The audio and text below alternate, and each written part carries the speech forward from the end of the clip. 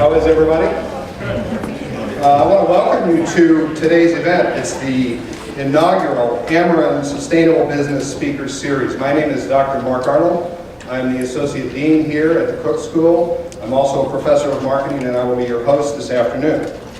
I would like to start by acknowledging Ameren Corporation and the generous support thereof, which has made the Sustainable Business Speakers Series possible.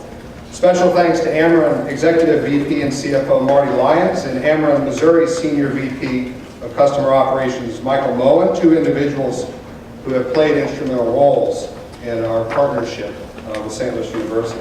This afternoon we have two guest speakers. Our first speaker is Michael Menny. He is Vice President of Environmental Services at Ameren. Mike is here today to give you some idea as to what Ameren is doing to support sustainable business practices. Mike will be followed by our featured speaker, Jean Ponzi. Jean is the Green Resources Manager of EarthWays Center at the Missouri Botanical Garden. As part of her role as a sustainability educator for the Botanical Garden, Jean is active in promoting sustainable thinking and best practices in a business context. I'm personally excited about today's event. We have recently launched a dual degree. It's a full-time dual degree, an MBA and an MA in sustainability, which we believe is either the first of its kind or one of the very few that exist at this point in the world today. If you're interested in that, this is a full-time program. You get 2 degrees in 18 months, an MBA and an MA in sustainability, 2 degrees that go great together. And if you're interested, we have some green information sheets on the table upstairs by the sign-in desk. So please help yourself to one of those. To introduce our speakers today is Ben Smith. Ben is the manager of our co-curricular and service learning programs here at the Cook School of Business. Ben also coordinates the new Sustainable Business Practices track within service leadership set to launch this fall. We are all excited about this new initiative in sustainability. I'd like to invite Ben up to the stage to introduce our two speakers today, so let's give Ben a warm welcome.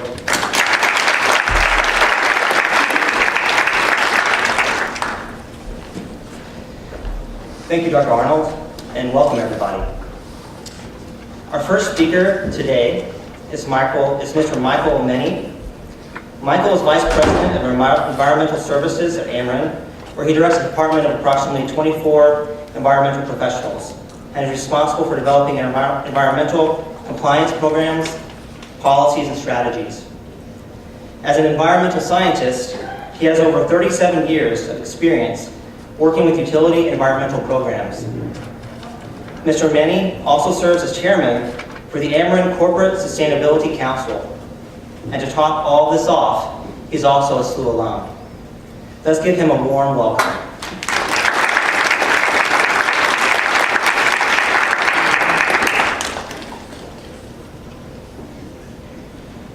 Thank you, Ben. And it is a pleasure to be back here at my old school, as they say, some 37 years ago. So got the background for my accomplishments right here at St. Louis University. And Ameren is thrilled to be able to help put on this sustainability series. And I'm particularly thrilled that we were able to get Jean Ponzi on as our initial speaker. I consider Jean to be one of the real experts in sustainability in the St. Louis area, especially not only in biodiversity areas, but especially how sustainability applies to business practices. And I have a lot of slides here because I wanted you to see some of it, kind of at a high level, what Ameren does with regard to how we're implementing sustainable initiatives at our company. But I won't get a chance to go through all of those in detail. I would encourage you to just look at the slides as I go through, and I'm just going to hit some of the highlights. First of all, I'm assuming everyone knows who Ameren is. If you pay an electric bill in the area, you certainly know who we are. So I'm not going to go through this, but we have a lot of different operating companies. We are the primary electric provider in most of and gas in most of the southern two-thirds of Illinois and most of eastern Missouri. This map, all the green and blue on this map show you what our geographical areas are. The red marks that are on the map are generation facilities. So what is sustainability for Ameren? When you think about it, everything we do these days really requires a source of energy. So the fact that we bring a continuous and reliable source of energy, electricity in the St. Louis area and much of this region, and gas to much of this region, that by itself, just bringing that, really powers the quality of life. It really is a sustainable practice in and among itself. Making sure that our business is transparent to the public, making sure that we operate at a high code of ethics and conduct is in itself making our product a sustainable business. As part of that business, we also have a number of sustainable benefits, including healthy employment for the communities that we have, philanthropic benefits. We have tens of millions of dollars of benefits that go to nonprofit organizations across our service territory every year. Engagement with stakeholders on our initiatives.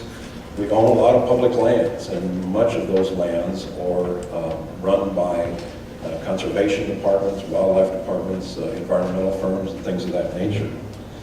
A safe workplace for our employee, and the third stool of the triple bottom line, which you're going to hear a lot about from Gene, a competitive return for our investors.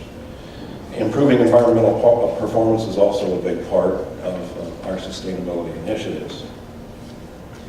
So Gene's going to go into this a lot more, but we talk about a triple bottom line and how those can be integrated. They're called many things, many different ways. Here I have environmental stewardship, financial strength, and community betterment. And making decisions that involve all three of those things and everything we do is what we're really striving for as we move our culture in a more sustainable way at the corporation. So this is a business school. What does sustainability have, and what should businesses really be thinking about? Why should we be thinking about sustainability at Ameren? When you think about it, it really is consistent with our other corporate objectives, which really fall along the lines of achieving operational excellence in all aspects of our business, improving our customer satisfaction and image, improving the regulatory frameworks and returns that we get, demonstrating environmental leadership, employ, develop, and retain a skilled workforce. We find today that the people that come out of universities like St. Louis U and others really want to know the type of sustainable practices that the corporation is performing. And it's becoming a bigger and bigger part of our ability to attract a very skilled workforce these days.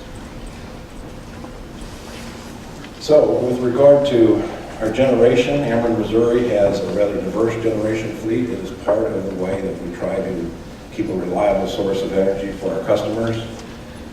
We rely heavily on our coal-fired plants. We have a large nuclear facility.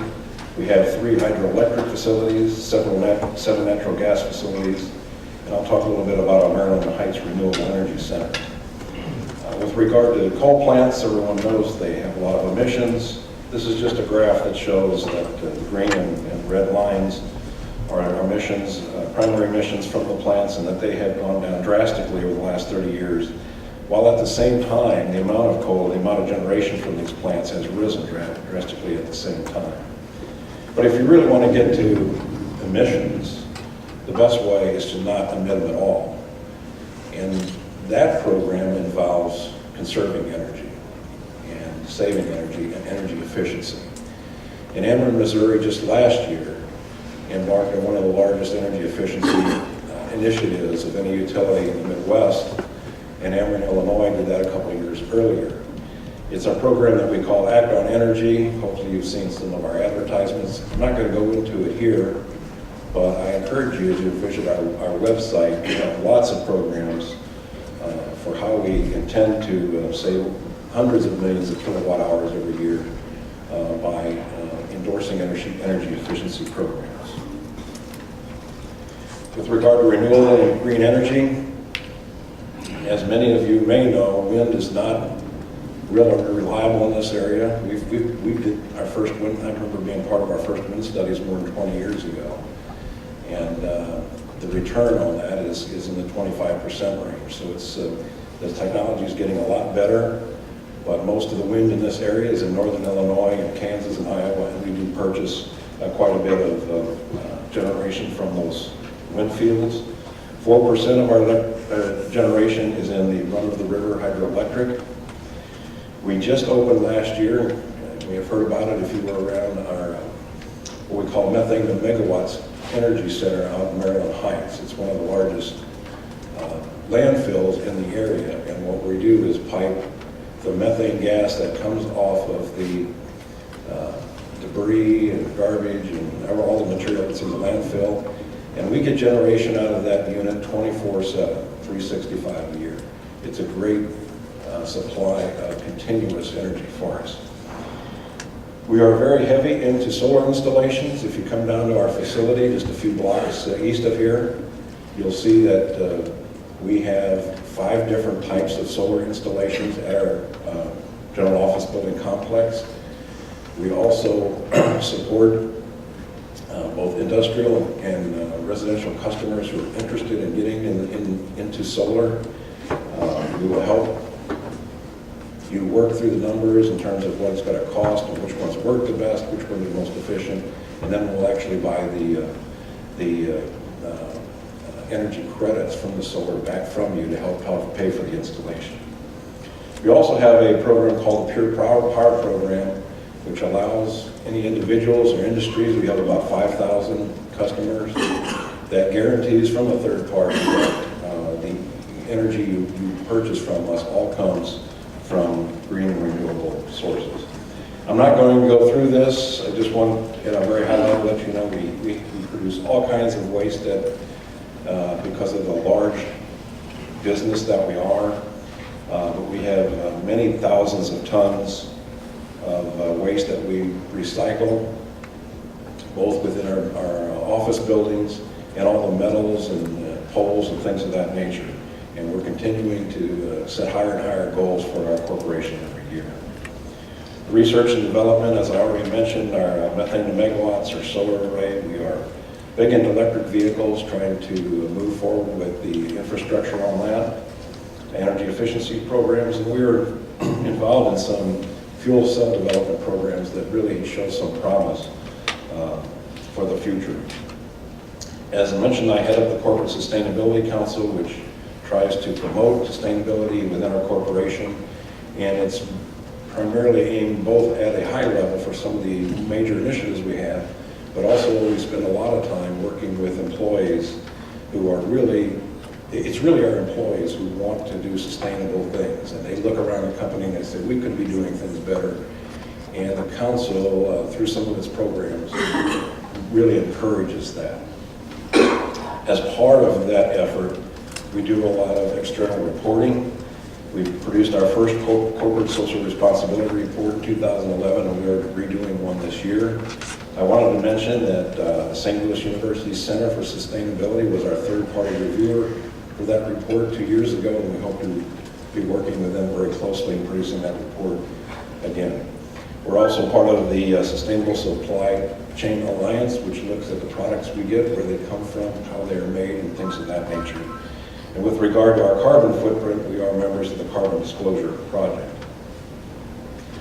Gene's going to tell you a little bit about the St. Louis Green Business Challenge. It's something that we've belonged to for the last 3 years. The only thing I'll mention here is our scores have gone up pretty dramatically every year. And I would just say this, and that is that this Green Business Challenge has really been probably the biggest impetus for moving sustainability as a culture in Ameren Corporation. It gives us the practical targets that we can achieve and the practical things that we can do. Save energy, lighting programs, reducing waste, IT programs, things of that nature. And the employees around the company and all of our diverse locations throughout the corporation have used the score sheets that we have at the Green Business Challenge to set up programs all over the corporation. So it's been a real inspirational challenge for our company to be. Again, I'll just let you take a look at these. If anybody has any questions for me later, it's a number of sustainable policies that we have internally. I mentioned that you can come down to our Learning Center to learn about a number of these programs. We also do produce energy reports for individuals and businesses to help save energy. And then a few things that we are involved in with the community as examples of community involvement. I wanted to highlight a couple of them. One is the American Lung Association. We're helping sponsor their Clean Air Climb, which is this Saturday. If anybody wants to go down to the tallest building in St. Louis and run up 40 flights of stairs. And if you can't run, you can walk, I understand. So some people get up there an amazing amount of time, others it takes an hour or so to get there. So whether you want to run or walk, it's all for a good cause. We'll be outside with our electric vehicles and our energy efficiency program information. Also, St. Louis Earth Day is coming up April 21st. It has a lot of sponsors, and we will have a major tent there. So with that, I'm going to turn it over. Ben will introduce Gene.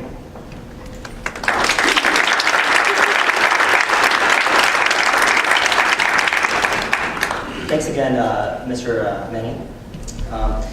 Our keynote tonight is Miss Jean Ponzi, and I have the pleasure of introducing her tonight. As a sustainability educator for Missouri Botanical Gardens EarthWays Center, Jean Ponzi currently promotes sustainable thinking and practices in a business context. She serves as a resource advisor to the St. Louis RCGA Green Business Challenge, working since 2010 with over 100 of our region's leading corporations and institutions, coaching the efficient, increasingly profitable integration of sustainable principles into daily business operations. Her expertise includes recycling, composting and waste reduction, energy efficiency, indoor air quality, water conservation, and native plant landscaping, and green building, and helping businesses adapt these options to work within company goals and culture. She serves garden members and the general public as an operator of the Green Resources Answer Service. She is in demand as a speaker and regularly represents the EarthWays Center in print and electronic media coverage. She has written for Home Energy, Grist, and Missouri Resources magazines, and many local publications. Her column, Earthworms Castings, has been a feature of Healthy Planet magazine since 1997. Green Jean, as she's lovingly called, has produced and hosted the weekly environmental radio talk show Earthworms on FM 88 KDHX for 24 years, and also hosts a new show, Growing Green St. Louis, on the big 550 KTRS AM. Please join me in welcoming Jean.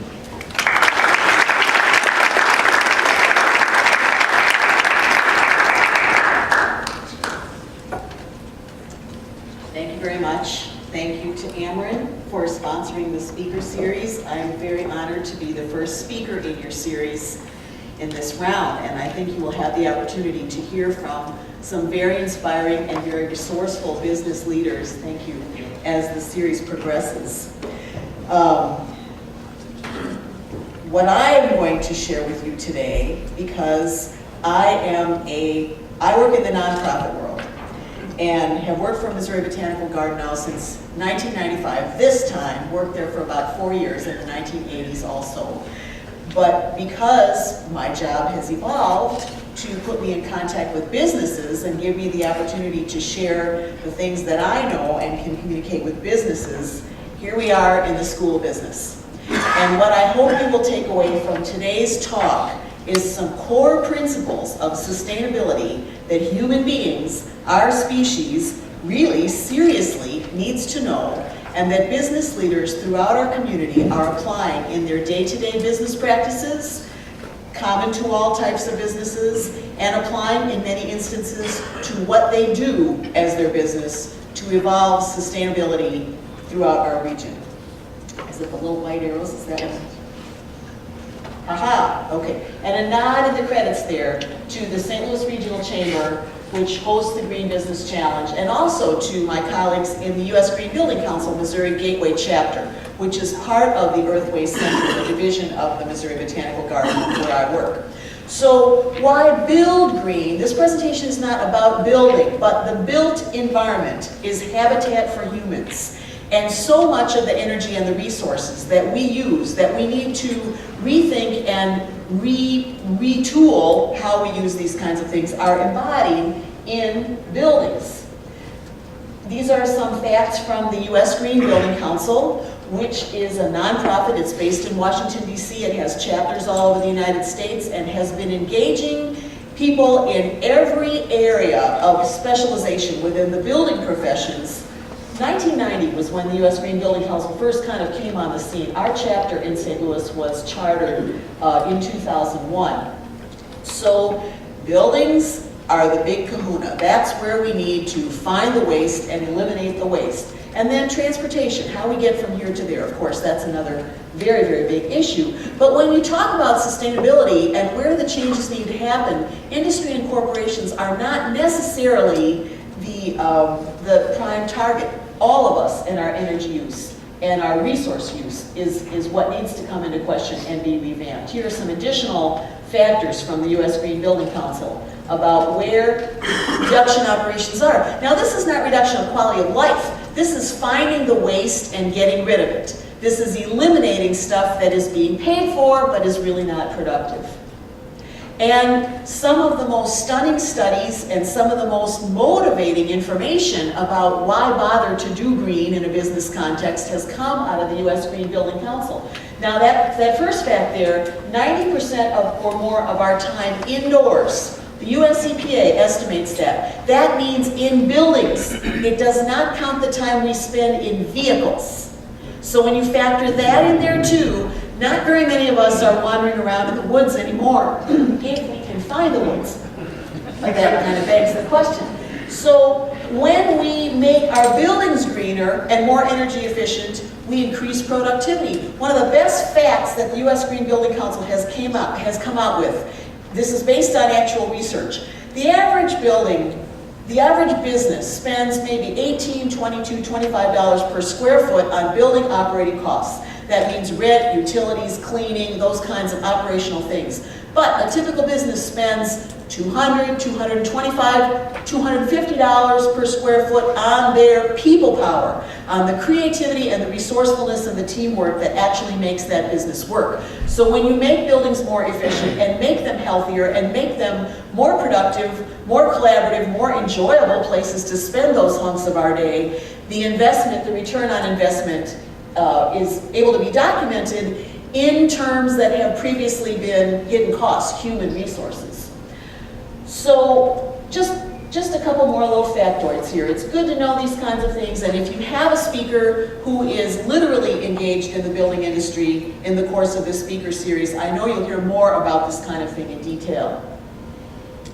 The mission of the U.S. Green Building Council is to transform the way we build and operate our human habitat, our built environment. Not to moderate slightly, not to incrementally improve, but to transform, to go through the form that we currently operate in and plan on and have as our standard, and move that around so that those forms, that built environment, that human habitat, can function in accord with all of the natural systems, the ecosystem services that our planet provides, upon which our lives and our productivity depend. And the U.S. Green Building Council is doing this. In an interval in U.S. political culture, earlier in the previous decade, when I would say from my perspective as a dyed-in-the-wool greenie that this stuff was at an all-time low ebb. The green building industry was generating business, was hiring, was booming, was networking. It was the one bastion of sustainability that really made it through a pretty, let's cut this off at the knees type of time frame. And then we hit the recession. So the building industry, commercial building industry, doing much better than residential building industry. Economy of scale really helps that a lot. But when you talk about translating green out into the business community in general, there are so many types of businesses that are part of the building industry that green really got a good leg up. Over 10 years of achievement in the St. Louis area. I wanted to just cite a couple of things that the Missouri Gateway chapter of USGBC has accomplished in its first 10 years. The first LEED Silver building in St. Louis was Monsanto Corporation's Nidus Center. That was in the year 2000. LEED Silver in the first iteration of LEED for new construction. Jump forward to 2005. Alvarese Constructors built their own headquarters at 8001 Page Boulevard. They were a construction company building their own building, and their goal was to build the highest rated green building in the world, and they achieved that. That was a legacy, and it was a milestone in green building, and it happened here in St. Louis. So many subcontractors, so many trades were involved at that the ripple out of understanding how to make green work in that context was really very substantial. And in fact, your own Masters of Sustainability program that was started in 2010 was started with a bequest from the Alvarese company. Let's see, in 2006, the city of Clayton passed the first local government legislation that mandated that all new municipal buildings must be built to the standards of LEED Silver or higher. In LEED, you get certified silver, gold, and platinum. There are 4 different levels. They're based on an aggregation of very clearly defined points. In 2007, the city of St. Louis, which is where I live, passed similar legislation, and in 2008, the University City City Hall became the region's first local government building to earn LEED certification. So you can see in that interval of 2005-2008, there were some rockin' and rollin' things happening. In 2007, Ameren, Missouri, dedicated a pool of money to make incentive grants to support businesses and building owners in earning LEED certification. And out of that pool of incentive grants, I'm proud to say that Missouri Botanical Gardens Monsanto Research Center was the first building in Missouri to earn LEED certification on the new existing buildings operation and maintenance, EBOM certification.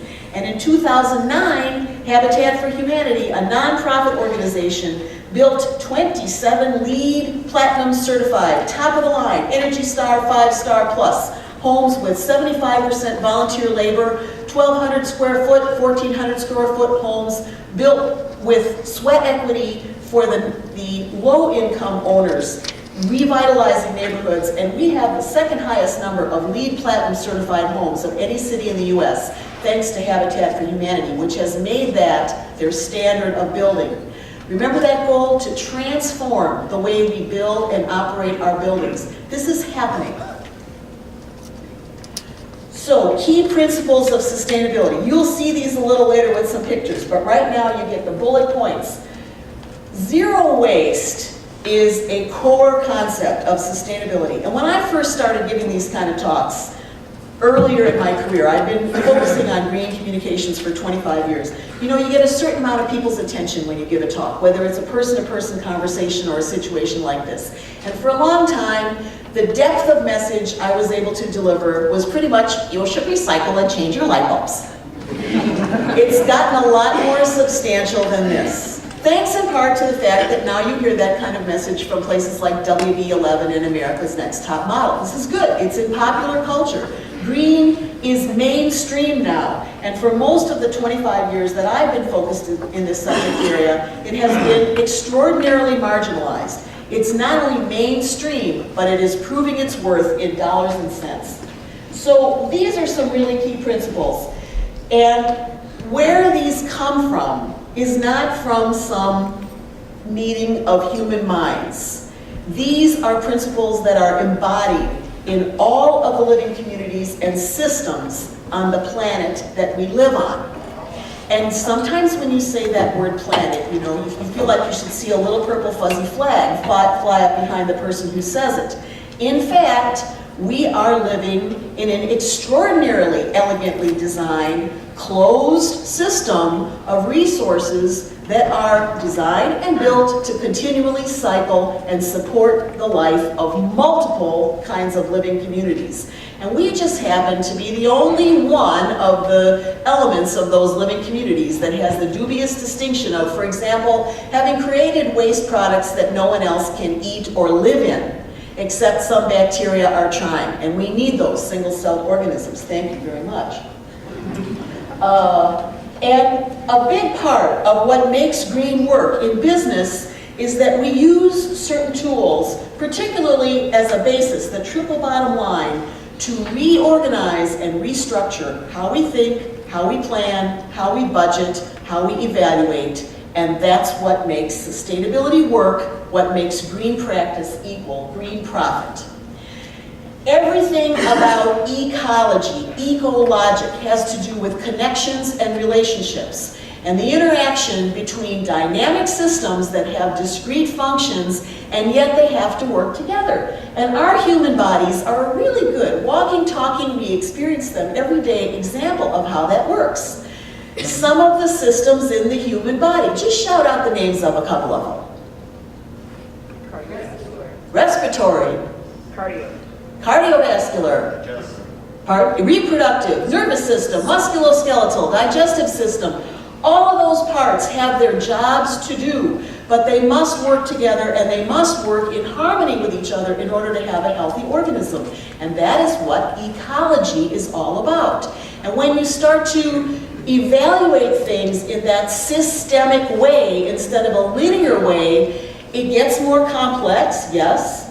But haven't we been able to manage the increasingly complex world of digital communications? Yes, we have. We have a lot of fine resources in these organisms to put into play and to put into service in order to live in accord with the rules of the planet that we live on, and then do that profitably, beneficially. Okay, triple bottom line. This term was coined, I just found this out the other day, in 1997 by a man named, I believe his name was John Elkington. And the point of it was to translate sustainability principles that many people were thinking about, but far on the margins of society, into a context that business people could understand and use. And the big transformation that takes place here is we shift from this linear way of looking at things, profit and loss, done, not done, good, bad, yes, no. In the digital world with ones and zeros, it works. But the digital world, as anyone knows, who likes to eat as well as talk on their phone, is not the only way that we meet our needs. And so we need to have a more multidimensional matrix, decision-making evaluative matrix. And if you just go one notch up from a dualistic system and you transform that into the three-point triple bottom line of sustainability, voila, you have a three-legged stool that will hold you up no matter which point on the triangle. If it's a right triangle, isosceles, acute triangle, you might want to put yourself down on the broad end at some points, but that three-legged stool will still support you. And that is a quantum shift in how we think about things. You don't actually have to go all the way up to the megalopolis of multi-faceted interrelationships right off the bat. If you shift from this to this, you will give yourself the basic tools to begin to evaluate things sustainably. And that means making hidden costs visible. Alleviation of poverty, that whole area of social justice, relies on making invisible people visible and valuing the resources, the creativity, the innovations, the relationships that are embodied in marginalized human populations. Valuing the ecosystem services is the term in my profession. Clean air, clean water, healthy soils, the systems that regenerate those resources and keep them coming to us. Renewable resources like sunlight and solar thermal energy, heat from the sun. Renewable resources like wind energy that can actually move things, that can turn turbines, that can generate electricity. Valuing those things and figuring out how to integrate them into our thinking means making those hidden, unvalued phenomena visible and valued. And this shift in thinking, where you think in terms, your equation incorporates people, planet, and profit, is the basic tool that you need to do that. It's not rocket science, but rockets can be launched based on this thinking, if in fact you want to launch rockets. So okay, how do you do this in a business context? A team approach is really good. The Super Bowl will never be played by one guy. It's just not going to happen. And people don't exactly get excited about seeing one person run the race. A bunch of people running the race means somebody wins and you know there's some competition. That's the kind of thing that human beings like. And putting together a team of individuals from different strata of your business, as diverse a set of strata in your business as you can, is a way to divvy up the responsibilities and get buy-in from all aspects of your business. You don't have to do the really hardest, most insoluble problems first. We do not run first. We creep, and then we crawl, and then we toddle, and then we walk, and there's a sense to that. There is a logic in that. First you see buds, then you see that first flush of green, and then finally you see leaves, and a few months later we get tomatoes. Logic that we see embodied in nature, in biology, applied to business makes good business sense. Do things in a task-oriented way. Learn everything you can. And what does this mean, keep score? This is the tool that we use in the Green Business Challenge. It is a checklist. It is a categorized point-based scorecard. And businesses now, 125 of our region's leading businesses, and some smaller businesses as well, have used this checklist since 2010. We just launched the 2013 class of the Green Business Challenge just last week, the 4th year of businesses using this common tool to efficiently and effectively make decisions about what they want to change, task it out, give it time frames, goals and objectives. That's how it works. It is a very efficient, useful tool. And then you get recognition for the number of points that you earn. And although in the nonprofit world, you know, there's something about that that I don't really get. Maybe it's just that I'm a girl and I'm not really good at sports. But competition seems to be a big motivator in the business world. And so who gains the most points over their own baseline score? I say, go for it. If that motivates you, I'm happy. Okay, so doing the most effective things first, finding the waste and eliminating it, building energy operations will always pay back. The most renewable watt, the most effective watt is the one that you don't use in the first place. And because, I mean, a power company knows this. An electric utility, a gas utility, these companies, a water utility, they're in the business of selling access to those kinds of resources. And yet, conservation programs that are not only promoted but are incentivized by utility companies are the norm in our community. And Ameren has just rolled out a very effective, very useful set of commercial and residential energy efficiency measures. ActOnEnergy.com, is that right? We'll get you to Ameren, Missouri and Ameren, Illinois incentives.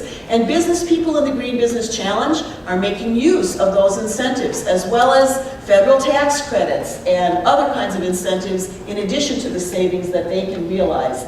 In terms of recycling and waste reduction, that's really a gateway practice to green. In all the time I've been talking about doing this green stuff and hosting weekly radio shows for 24 years, that's a lot of green conversations, I can tell you that the number one thing that human beings think about when they think of doing something green is recycling.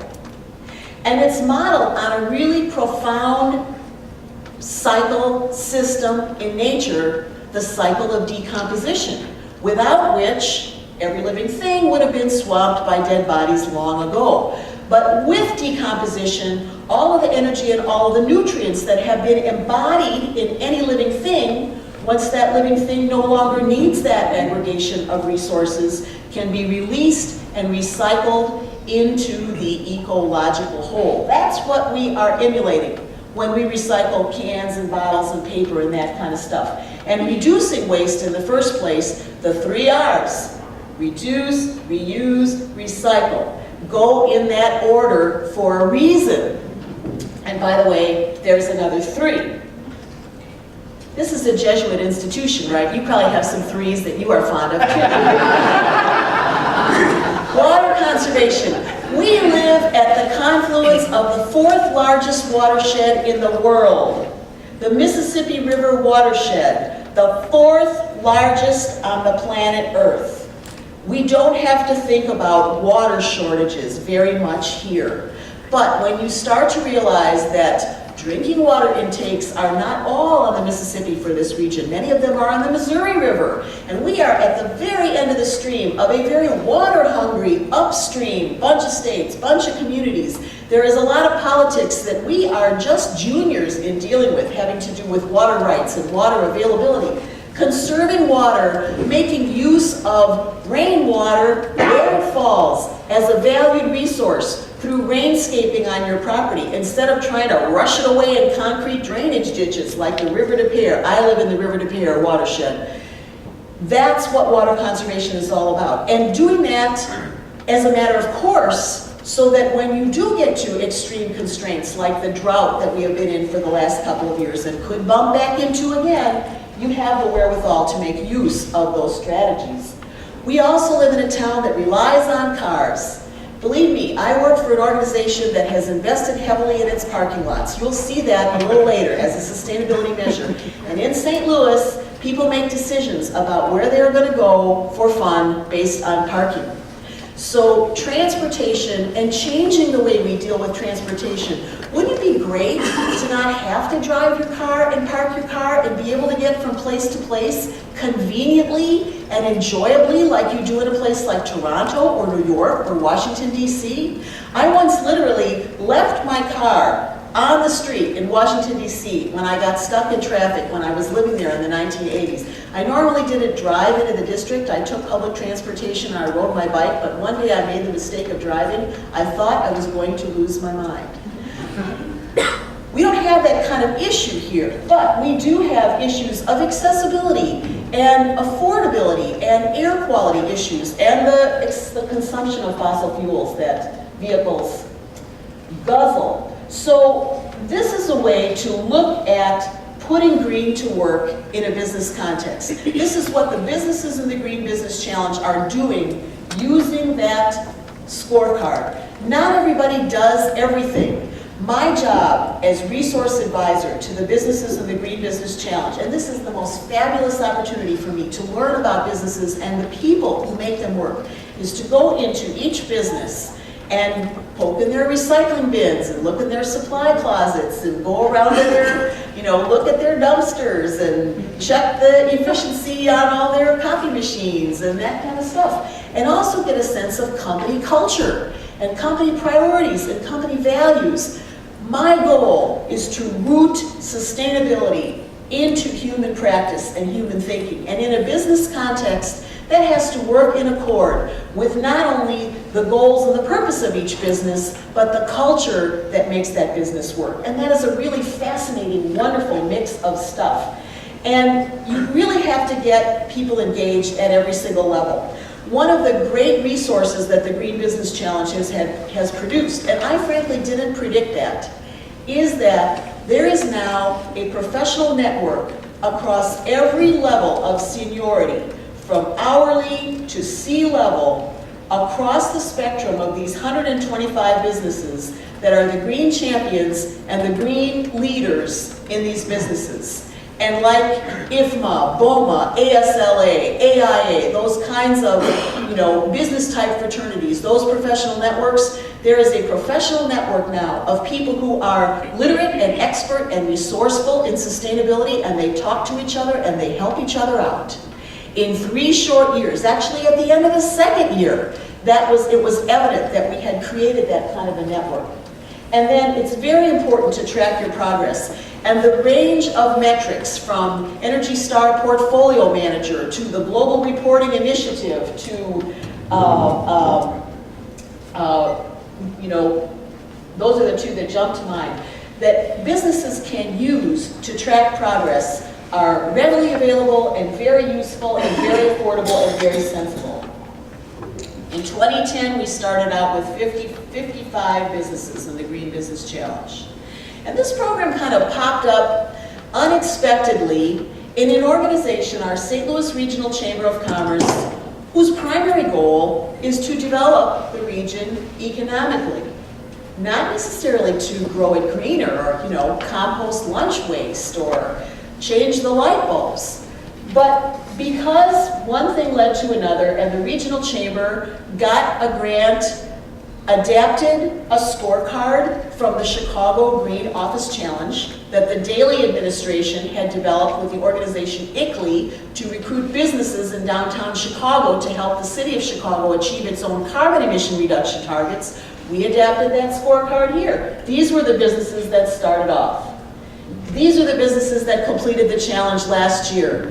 And altogether, from 2010 through the end of 2012, 125 businesses have been a part of this process and have developed green literacy and put that to work in a practical context. These are some of the outcomes that we had at the end of the year last year. 96% of these companies had a functioning, active green team. Many companies have a safety committee. Sometimes the green is in the operations part of the business. Sometimes it's in environmental health and safety. Sometimes it's a mix of accounting and personnel and marketing and building operations and fleet management. It really varies from company to company, but the key thing is that you designate a group of people and you give them the latitude to develop their skills and apply those green skills for your business. 80% of the companies have formal, written, published, CEO, CFO authorized sustainability guidelines as part of their operating practices. When I go into these businesses, especially when I meet a new one for the first time, I always ask them, I've had a little informal Gene Ponzi survey here, green survey. So why do you do this green stuff? What's in it for your company? Why do you care about it? And there are two consistent responses. There's a little variation, but there's two key themes. One of them is their customers expect it.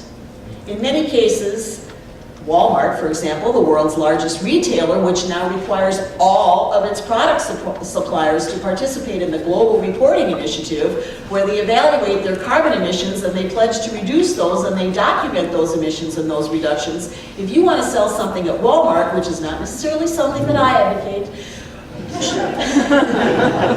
but we won't get into politics here, you have to go through that process. And that kind of expectation up and down supply chains from customers, not necessarily just from the general public, that's one of the drivers of why businesses want to do green. But the other one, and the one that is the most moving and encouraging to me, and relates the most to a school of business at a leading university like St. Louis University, is because young talent expects it. And if you are a corporation and you want to hire the best and the brightest, you better doggone well have a sustainability policy that has some teeth and is working, or the best and the brightest will go and work for somebody else. So people who are young professionals in the workforce now are the same generation that were in recycling education programs in elementary school when I first started doing this kind of thing.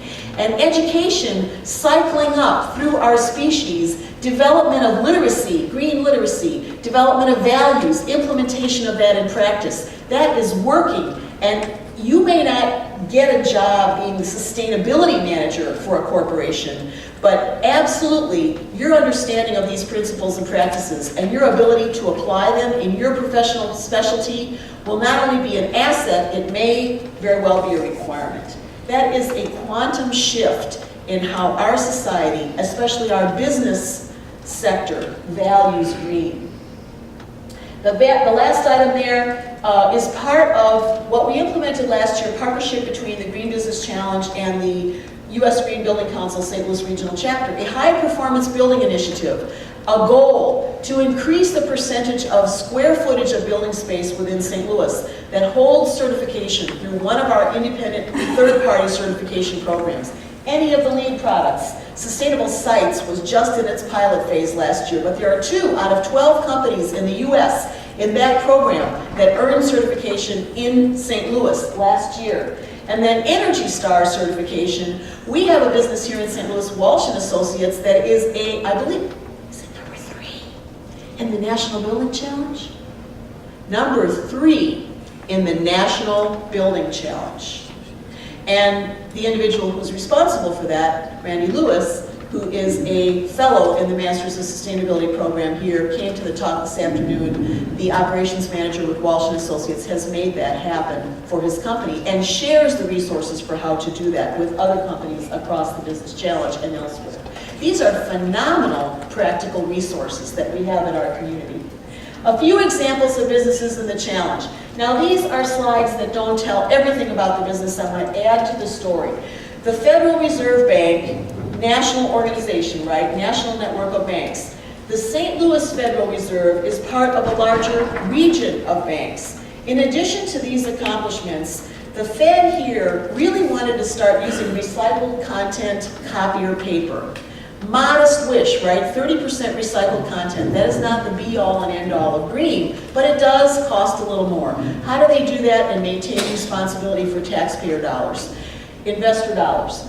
The Save a Ream a Week program, implemented by the Fed's Green Team here in St. Louis, reduced paper consumption across their working groups to such a level that they were able to reinvest the savings to make 30% post-consumer recycled content copier paper the standard purchase, and then that whole method was replicated by Federal Reserve banks throughout the region. They also have their data center. I mean, this is a no-brainer. If you have a data center in your business, it's a hot box.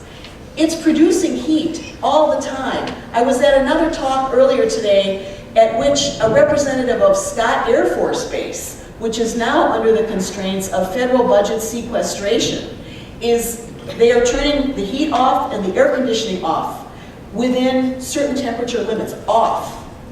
And where the servers are in those parts of the building, if you have sort of an unauthorized server and it's in the closet in your building, you're going to definitely want to turn the air conditioner off because those puppies put out heat. But they don't all operate in the same temperature range. So when the Fed had to update its data center and the housings for all of those servers that have to be running 24/7, 365, they incorporated a very highly efficient system that uses multiple temperature ranges to house multiple servers, and each server sits in the box where it's in its most comfortable temperature range, instead of trying to maintain a one-size-fits-all approach to climate control for data management. One-size-fits-all is not a really smart thing. And if you start applying that to fashions, you are going to look like a schlump. Okay, Christner is a design firm, very instrumental in the founding and development of the U.S. Green Building Council here. They have a green lease negotiating template that they have shared, they will share with any other company that is a tenant in the St. Louis area. And tenants have some constraints that owners don't have. You may not pay your electric bills. You may not be able to see the savings that accrues from changing your light bulb and turning down your thermostat. But if you configure your lease, if you negotiate and think through and configure so that you can realize those savings, you may have to write a few more electronic checks in a month, but you will reap the rewards of your own energy efficiency programs. They use green cleaning, day cleaning, and they have what they call now their kegerator, which is their solar-powered Friday afternoon happy hour refrigeration system. I have yet to try this. Express Scripts is coming back into the Green Challenge this year after not having been in the challenge for a couple of years. They were involved in some pretty hefty mergers and acquisitions. But the really big thing there is that third bullet, the investment in telecommuting and electronic meetings has saved enormous amounts of not only travel expenses, but employee time and resources. When you start to quantify human, natural, and capital resources and make your budgeting and planning work around that triple bottom line, the savings for these kinds of efficiencies are enormous. And frankly, even at Missouri Botanical Gardens, sometimes I would rather be in a meeting on the phone than go up the street, even if it means I can walk past an orchid. Call me a slug, but whatever. Okay, Maggie Mitchell. This, I had to put this in here because it is so stunning. They are a design firm. Any design and construction firm has large format documents that have to be sent back and forth for changes and for stamps and authorizations, and there are legal requirements on doing that. Back in 2010, Maggie Mitchell incorporated a few several hundred dollars worth of software and a couple of $1,000s worth of hardware in order to give their employees on-screen writing tablets, PDF markup stamp signature software that meets legal requirements, software and hardware that would allow for digital submittals of plans and changes, and what the brand name of this is New Forma Management Center software. And they were able to quantify reductions of approximately $14,850 per project on hours spent copying, recopying, checking, editing all of those documents. Approximately $4,400 per project on FedEx fees for shipping and receiving those kinds of documents, and savings of 26,400 square feet of paper per project. This kind of quantification is exactly what we need in the green world coming from businesses. Making the case for not only the fact that it can be done, but then if you are in a similar kind of business and you want to talk to the sustainability leader at a company like Maggie Mitchell and find that out and get those model numbers and actually go see that kind of stuff, you can. And that efficiency can spread around the business community. Marquart Sporting Goods, small company, locally owned. The product up there in the corner is their big seller. It's called the Game Face. And it is a face protector, a mouth guard for kids who play sports. Now, when I was a kid, first of all, I can't hit any kind of ball with any kind of stick to save my soul, so that was kind of a moot point. But we did not play t-ball in 2nd grade when I was a kid in 1930. No, it wasn't that long ago. But now, kids are going out there when their bones are growing and their bodies are growing, and they're very vulnerable to injury because they may not be as coordinated yet as they're going to be when they're teenagers or adults. So this product is a huge seller, and it used to come in a plastic bag. Surprise! What things do we not get in plastic bags? So when Marquart Sporting Goods redesigned their packaging, eliminated the entire plastic bag, and created this nice recycled content, 100% recycled header card, and put information on there for the parents of the children that bought the product, that was a really big marketing advantage for them. It saved them money, it saved them shipping costs, it saved them labor time, packaging, assembling, etc. Anywhere, there are potential savings and efficiencies all over the place in green. Downtown St. Louis, this is a nonprofit organization. You've seen their ambassadors. They're the nice-looking men and women in spandex, yellow and black outfits riding bicycles. They are people who will tell you where the restaurant is, where the stadium is, where the parking is. And the Partnership for Downtown St. Louis has teamed up with the design firm HOK to demonstrate sustainable landscaping. They put a rain garden in downtown. We're just starting to understand about rain gardening and rainscaping to capture water runoff and reduce the load on our sewer systems and reduce the loss of rainwater that could be part of biodiversity creating irrigation. So, doggone if they didn't just do it right there downtown. And they were part of the first collaboration for building-wide single-stream recycling and composting in the Laclede Gas Building. Apologies to Ameren. You don't have any other tenants. At St. Louis Community College, again, responsible for public funds. I just want to mention the paper cutting, the paper reduction success there. At the Joseph P. Kosan Administration Center downtown, their downtown office building, there are a lot of people who have been in jobs for a long time there. And people who have been in jobs for a long time don't always want to change.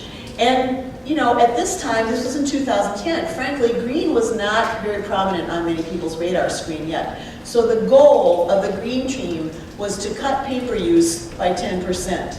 And in a month of the administrative paper saving program, they actually reduced paper use by 47% building-wide. That was quite a considerable savings. The other thing was they documented how much electricity and what the cost was of leaving computers on overnight. Unfortunately, when the calculations were done, it was about 5 cents a night. Big whoop, right? Who cares about that? But when you multiply 5 cents a night times the number of computers in that administration building and all of the other buildings and all of the other offices on all of the other campuses times 365 nights a year, the bill added up. And so it made sense to have a Turn It Off campaign and feed that. Fortunately, they were able to feed the savings back in to help support the sustainability efforts. World champions St. Louis Cardinals lead the league in green. And in addition to their efforts, reducing waste, incorporating recycled content into their scorecards, into their programs, partnering with Operation Food Search and their concessionaires to have all of the food waste from all of the concessionaires and the Cardinals Club delivered down to a couple of coolers that Coca-Cola donated that are left on the loading dock after every single game, and the next day Operation Food Search comes and gets that food and delivers it to nearby food pantries.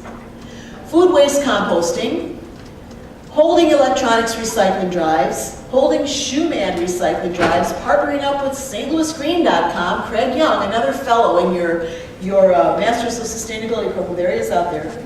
I can't shine this in your eyes, that would be good. Yeah.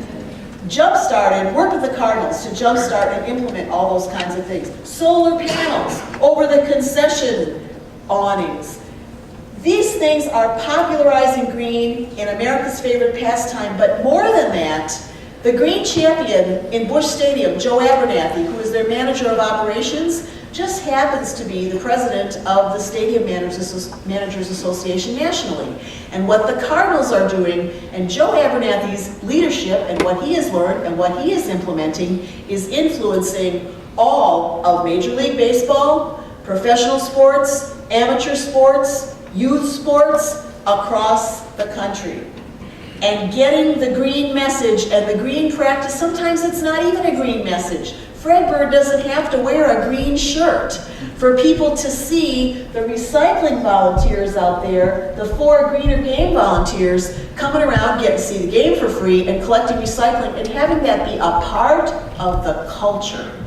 This is how transformation is happening, and it's happening at every level of our society. Green is mainstream now. It is not going away. It's to our advantage to learn to work with it and put it to work. Walsh and Associates, I mentioned Randy Lewis.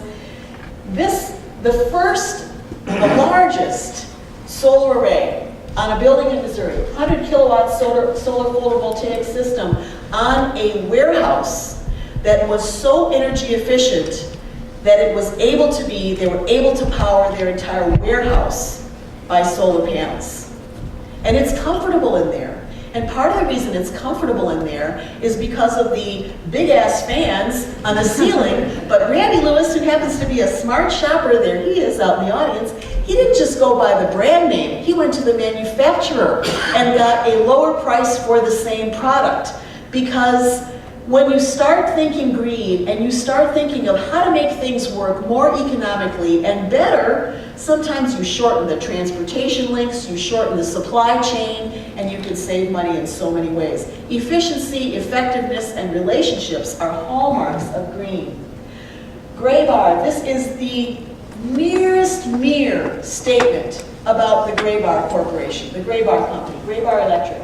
And they are one of the companies in the Green Business Challenge. Chris Laufman, who is their director of operations, is out there wearing a green tie. See, my aim is not so good, even with laser pointers. There it is. The champion among champions in a company that has incorporated what they've done in the St. Louis Green Business Challenge into all of their operations nationwide through a sustainability wiki, through incorporating a learning module in required professional development learning module library that they provide for their companies, in offering free lighting audits to any business in the Green Business Challenge. It didn't generate business from every one of those customers, but it generated business from a lot of them. And any company like Graybar that is in the business of providing a service or a product that deals with sustainability, immediate business advantage from incorporating this kind of thinking and practice. I really encourage you to talk with Randy Lewis and Chris Loftman and Craig Young during the reception and ask them about the projects that they do and more about what they are accomplishing in their businesses. And I sincerely hope that this speaker series will take advantage of the resources that they have to offer. MBG, we are a nonprofit. Our president for 40 years, Dr. Peter Raven, Time Magazine Hero of the Planet. So much green going on in that institution, and yet it was a set of pockets that was not stitched into a functional suit until we did our last strategic planning process in 2008. Because we are a nonprofit, and our energy policy therefore said things like, we will do the green thing whenever we can, which was not very often, because it often costs more. It typically costs more up front, and you get a return on your investment. But once we started applying triple bottom line thinking, because we had institutionalized it into our strategic plan, because in that last round of strategic planning process, every single one of our stakeholder groups, talk about your customers expectant, trustees, major donors, annual members, casual visitors, staff, volunteers. We have so many volunteers actively engaged in Missouri Botanical Gardens programs. They are the equivalent of 65 full-time staff members. Every one of our stakeholder groups, teachers, students, said that their top requirement for the garden, expectation for the garden, was that we walk our green talk. And now we employ that triple bottom line thinking, and we figure out a way to make it work. And we do it in visible ways. I mentioned parking. So when it was time to renovate our parking lot, we did the unthinkable. We took out a double row of parking spaces and gave it over to trees. Not just because they look nice, because we already had big trees on the other side of our parking lot. We already had, We already had a product called Grasscrete that was installed in the 1960s on the western side of our parking lot. It was due for renovation. But when we did major renovations with the other parts of the lot, we put in a bioswale that uses this kind of constructed landscaping feature and graded that parking lot so that all of this water runs down into this bioswale. And up here on this lot, we have porous asphalt and porous concrete. And when it came time to install those products, because they had not really been used in St. Louis yet, and our contractor didn't, and our construction folks didn't really exactly, we weren't exactly confident that we had the right recipe to make this Rice Krispie treat that is pervious concrete that allows you to pour water on it and it percolates right down through the concrete. Imagine that. We stopped the pour, we stopped the project, we brought in outside experts and invited representatives of the Concrete Council to come to that pour and learn how to do this. Multiplying knowledge base, sharing those resources, creating demand for products, incorporating sustainable thinking and practice. This is happening all over the business community. So here's a quick review. We live in a technological age, but we must remember that we live on a biological planet. In nature, every single waste product, from leftover lunch to last year's nest to dead bodies to poop, becomes food or habitat for some other living thing. That is the model that we have to inspire us. That is what we have to live up to. Everything in the natural world works in cycles, and in interconnected cycles. This is not a cycle. When you get something and you use it for a while and you throw it away, first of all, where is away? You need to close that loop Keep those materials in use, find end users, decide do you need to have that in use in the first place, and function in cyclical, systemic ways. We all rely on each other in ways that are seen and unseen. And the human species relies on insects and decomposers and plants and other animals as well as each other. So we need to identify, appreciate, understand, incorporate that interdependence into our value system. It runs counter to the good old American, you know, I'm out there, I'm doing it myself. Believe me, I am a type A female. I think I can do it myself way more than is healthy for me. It's a lesson for all of us. Coal, nuclear, hydro, solar, efficiency, compressed natural gas, squirrels in cages. We need to diversify the ways in which our energy needs are met. Our food needs are met. Our relational needs are met. Diversity is a hallmark of health in the natural world.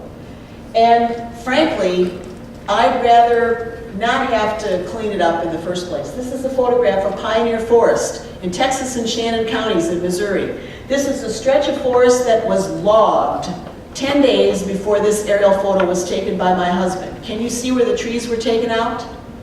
Can you see the logging roads? This is kind of a Where's Waldo when you start to draw the circles around where the trees went. And this method of forest management called uneven age management, where you go through every 10 years or so and take out this tree, leave that snag standing, harvest this one, we want to open up the canopy, let some new ones grow. Maintaining an intact and healthy forest, maintaining an intact economic system in the region of that forest. 50 years of data from Pioneer Forest Management in Missouri is now informing the way the U.S. Forest Service and forestry schools across the country are changing what they teach. And the opposite of uneven age management is called even age management or clear cuts. Not very sustainable. And in case all that other stuff doesn't motivate you, think about the hurricane in New York. Think about the drought that we've had. Think about the fact that last March, on this day last March, I was probably home cutting my grass, and I have a moral objection to mowing in March. I was extremely crabby about that. Global warming is not necessarily getting warmer. It's getting more extreme. And we see that evidence all around us. This is a rhetorical question. This is your key tool, the triple bottom line. This is the very basic. And so many resources are available here through the Sustainability Leadership Certificate, through the Masters of Sustainability program, your new combined MBA, MA, sustainability learning in many different kinds of professional associations like the U.S. Green Building Council. All of humankind is on a learning curve about this stuff. But we have overcome obstacles before. We are some of the brightest bulbs in the array. We have much potential. Many good resources, especially I want to point out this one, the StLouisGreenChallenge.com is the website of the Green Business Challenge, where you can see case studies of all of our businesses. And we have a Green Resources Answer Service at the Garden, which if you have questions about anything green, many of those come to me. And our motto is, if we don't know it, we'll look it up or figure out a way to make it work. Thank you very much.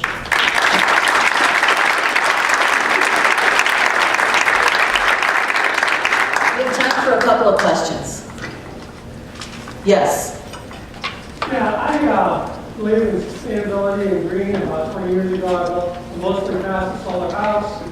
Most of my food I eat is grown in organic gardens that I do myself. My daughters learning how to grow some of those single-cell bugs you were talking about that eat heavy metals contaminants in soil. And I live out in the country, and a lot of times sustainability and green and code words for things like Agenda 21 that going through commissioners meetings in my county, and I've talked to other commissioners in rural Missouri, and there's all these people using words like sustainability and green to get property rights transfer, they Yes, come up with yes. good things, and it sounds like good, but when you look at the bottom line, it's transferring your property rights to somebody else. Do you have a good way of discerning which are the good guys really supporting sustainability and green things? I can see auras. That's great. No, when a set of a level of literacy, a set of values, a bunch of practices, a bunch of products like green is on the rise, you're always going to have greenwashing, like whitewash, hogwash, brainwash, right? Unsubstantiated green claims. You got to develop your ability to evaluate as a consumer, as a relator. But one of the things I really want to mention there, because you brought up a good point about the terminology of green or sustainable. Early in my career at the garden, we didn't even use the word sustainable because sustainability was too much of a buzzword, and now it's, I can never type it right, I always type it wrong. But it's out there a lot. If those words don't work, use words that relate to the underlying situation that do work in the cultural system that you're in. If you have values that it's important to be connected to the property that you live on, the area of the planet that you live in. If you have social values, social justice, or local economic support type values, find the vocabulary that works in your milieu and incorporate that.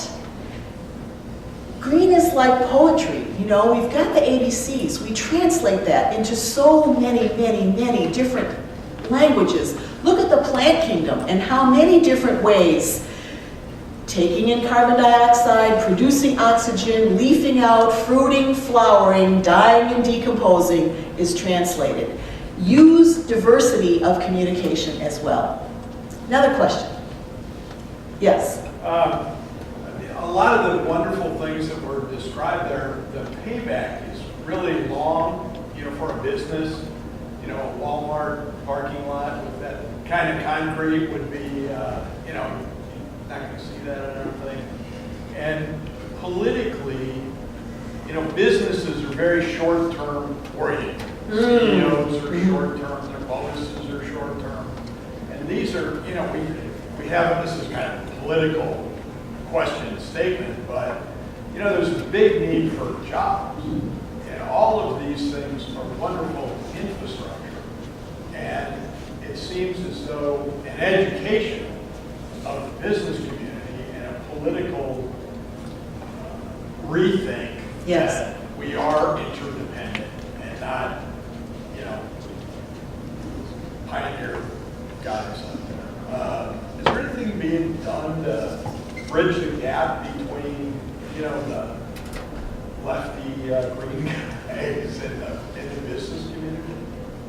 Did you say left-leaning greens? I said, I'm a totally right-wing greenie. I am all the way to the right in terms of green. Well, I mean, what you're saying is it's a profit maker, not a cost.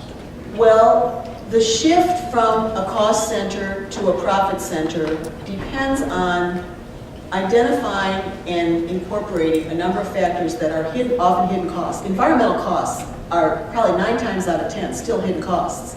Just like social justice factors, human health factors, community health factors are not necessarily quantifiable. I am not saying we should put a price tag on every single person and molecule and tree and oxygen atom, but the kinds of metrics that are being developed to, first of all, evaluate a baseline and then be able to calculate a return on investment, and the market forces that are driving availability up and costs down of green products, sustainable products. Those are all shifts and changes that are taking place simultaneously. So for example, when I first started doing this kind of stuff, you paid $25 for a compact fluorescent light bulb. That was a very hard sell. And you still may pay $9.50 or $13.50 or whatever for an LED light bulb, but first of all, they're available now, and the prices are coming down, and the calculators to be able to really sensibly think about that kind of investment are much more available. And frankly, I mean, you used the word nice at one point, and that is a really important word in this kind of a dialogue. It is nice that we're thinking about this planetary stuff. It's nice that your parents or your banks are loaning you money to go to college. Don't you think that's nice that they're betting that there will be a return on investment in all of that? It's nice that we have a planet that provides us with air and water and soil to produce food and raw materials to build things and medicines and all of those other kinds of things. What's needed is a transformation from that value of niceness to a value of necessity and of real sincere appreciation of ecosystem services that will help them get more effectively into the equation in the same way that demand for green cleaning or recycled content paper or energy efficiency light bulbs broadens the availability and brings the cost down. Those are shifting forces. And my point, from where I'm coming from individually and as a representative of Missouri Botanical Garden, is that these forces are important to understand, they're important to invest in. We have a level of literacy as a species that we need to develop and employ.